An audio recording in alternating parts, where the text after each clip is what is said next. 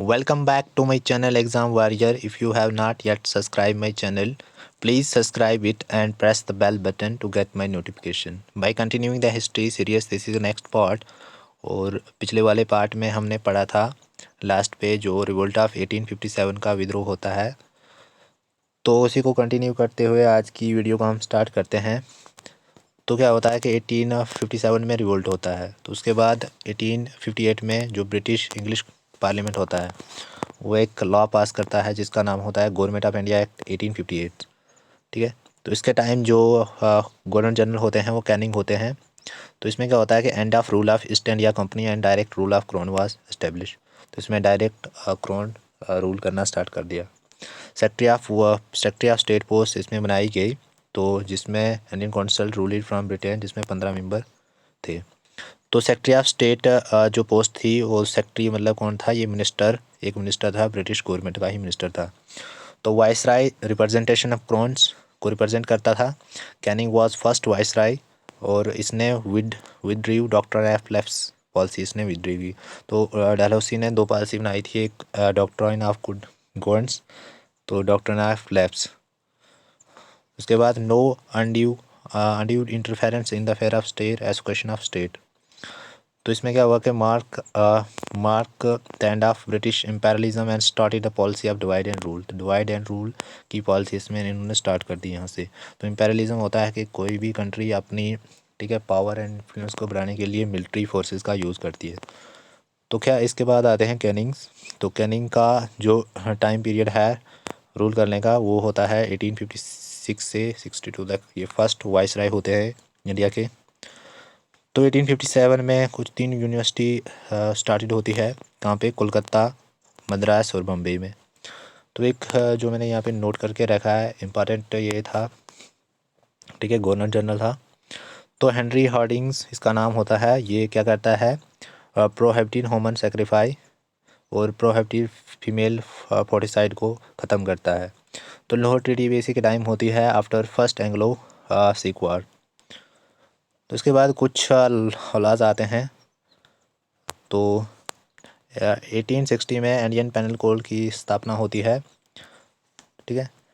तो 1859 में criminal procedure codes, 1861 में पास्ट इंडियन काउंसिल एक्ट आता है। तो इसमें क्या होता है कि स्टार्टेड कैबिनेट सिस्टम स्टार्ट होता है यहाँ से, पोर्टफोलियो सिस्टम, ठीक है। तो viceroy can issue ordinance in the case of emergency, तो इसमें आता है। तो वाइसराय कोई भी ऑर्डिनेंस, ठीक है, जारी कर सकता था इमरजेंसी के टाइम।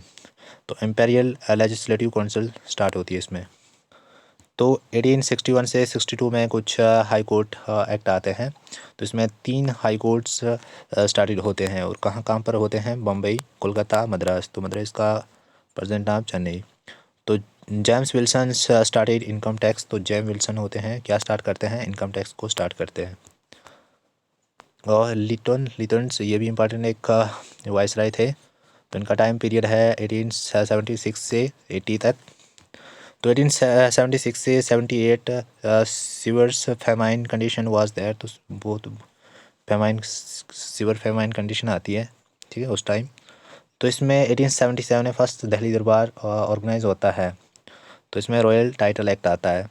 तो Victoria queens empress by India, उस टाइम विक्टोरिया जो थी क्वीन थी वो इम्प्रेस होती है इंडिया से। तो 1878 में एक पास्ट वर्नाक्यूलर प्रेस एक्ट आता है, जिसको गैगिंग एक्ट भी बोला जाता है। तो इसमें क्या था कि जो भी, ठीक है, ये केसरी हिंद, ये इंडियंस, ठीक है, इंडियन न्यूज़पेपर थे। तो ये इंग्लिश न्यूज़पेपर के लिए नहीं था, ये कौन से जो भी इंडियन न्यूज़पेपर था उनके लिए था। तो इसमें क्या था कि जो भी इंडियन लैंग्वेज में न्यूज़पेपर थे तो वो कुछ अगर अगेंस्ट लिखते थे, ठीक है, ब्रिटिश या कंपनी के ख़िलाफ़, ब्रिटिश ईस्ट इंडिया कंपनी या ब्रिटिश गवर्नमेंट के ख़िलाफ़, तो उसमें जो भी पीपल इन्वॉल्व होंगे उनको, ठीक है, for all the person related to the news paper shall be arrest and उस पर कंप्लीट बैन लगाया जाएगा, ठीक है, would be impose on the newspaper. तो ये इसमें लिखा था। तो 1878 में आता है आर्म्स एक्ट वॉज पास्ड। तो no Indians can possess arm. तो कोई जो भी इंडियन, ठीक है, तो कोई भी इंडियन हथियार नहीं रख सकता था, ठीक है। He prevented Indian from entering civil service by passing some rule. तो इसमें यह है कि, ठीक है, तो इंडियन को सिविल सर्विस में एंट्री नहीं थी, ऐसे बोल सकते हो। तो कुछ important point I have noted here. तो 1864 में क्या होता है कि सत्येंद्र नाथ टैगोर होते हैं, ये फर्स्ट इंडियन होते हैं जो क्वालिफाई करते हैं इंडियन सिविल सर्विस एग्ज़ाम।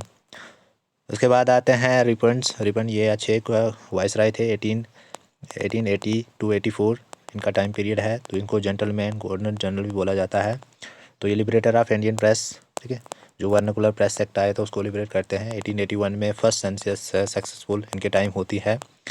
तो इनके 1881 में पास्ट फर्स्ट फैक्ट्री एक्ट भी आता है against child labour and to ठीक है, to improve labour working condition के लिए क्या आता है, पास्ट फर्स्ट फैक्ट्री एक्ट आता है। तो 1882 में रिपील्स वर्नाकुलर प्रेस एक्ट, ठीक है। 1882 में आता है लोकल सेल्फ गवर्नमेंट की स्थापना होती है, लोकल म्यूनसिपल बोर्ड, ठीक है, एस्टेब्लिशमेंट होता है इसकी। तो पंचायत राज सिस्टम के फादर किसको बोला जाता है, रिपन को ही बोला जाता है, ठीक है। तो लोकल सेल्फ गवर्नमेंट, ठीक है, लोकल म्यूनसिपल बोर्ड एस्टेब्लिश होता है, पंचायत राज सिस्टम स्टार्ट होता है। तो रिपन को बोला जाता है फादर ऑफ, ठीक है, फादर्स ऑफ सेल्फ गवर्नमेंट का फादर बोला जाता है तो रिपन को। 1882 में past Hunter reports on primary education पे एक रिपोर्ट आती है। 1883 में इल्बर्ट बिल कंट्रोवर्सी आती है, जिसमें क्या बोला जाता है कि इंडियन जजेस can also try the case of Europeans but the bill was rejected by the. तो ये बिल आता है लेकिन रिजेक्ट हो जाता है ब्रिटिश पार्लियामेंट की, जो भी इंडियन जजेस हैं उनको मौका दिया जाए, ठीक है, यूरोपियन के केसेस में। तो बंगाल गैजेट जो फर्स्ट इंग्लिश न्यूज़पेपर होती है जो इंडिया में, ठीक है, स्टार्ट होती है 1780 में। तो उसके ये हैं एस्टेब्लिशर जेम्स सिकी हैं गंगाधर, ठीक है, गंगाधर भट्टाचार्य थे। तो आज के लिए इतना ही। अगर वीडियो अच्छे लगे तो लाइक कीजिए, शेयर कीजिए और मेरे चैनल को सब्सक्राइब कीजिए। तो मिलते हैं नेक्स्ट वाली वीडियो में।